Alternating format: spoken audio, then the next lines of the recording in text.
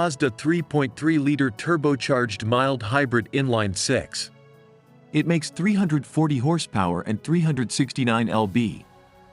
Featuring torque on gas is a premium, putting it in the same league as the low-output version of BMW's lauded B58 inline-six. The shift is officially underway at Mazda. While the new 2024 CX-90 will appear to be merely a replacement for the existing three-row CX-9 SUV, the new model represents a bigger change in terms of its foundation, powertrain and designation. A new 340 HP inline-six and larger footprint take Mazda's SUV lineup into new realms of power and size, and the CX-90's design and available features lend even more credence to the brand's premium aspirations. While Mazda has been pushing upmarket for a while, the CX-90 is clearly setting its targets higher than the CX-9 because of its new platform. This introduced Mazda's new longitudinal engine architecture, which the company calls the Big Platform, to the US market. The platform underpins a new line of electrified powertrains, including a turbocharged 3.3-liter inline-six with 340 horsepower and 369 pound-feet of torque that also includes a 48-volt hybrid system. There's also a plug-in hybrid setup making 323 horsepower and 369 pound-feet of torque with the 2.5-liter inline-four petrol engine and 17.8 kilowatt-hours battery pack. All-wheel drive is standard, but Mazda isn't shy about mentioning the CX-90's rear-biased layout and rear-wheel drive proportions.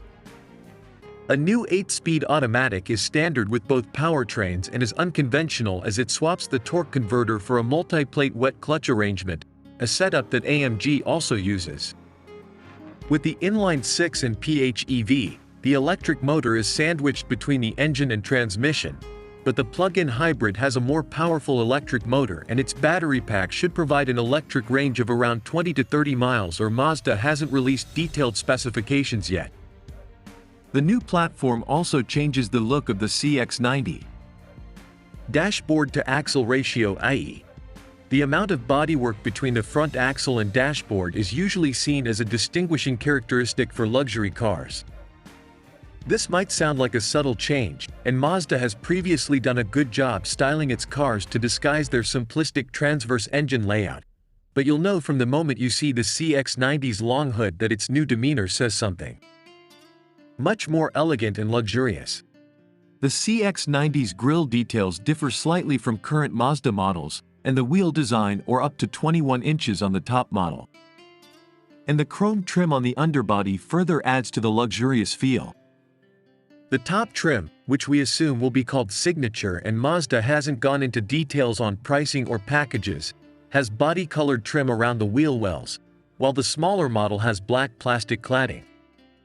Several new colors will be offered, including rhodium white and a new custom hue called Artisan Red, which we assume will be a cost option like Mazda's current Soul Red. The CX-90 is longer and wider than the CX-9, giving all three rows extra interior space. Mazda will offer 3 different seating configurations with space for 6, 7 or 8 passengers.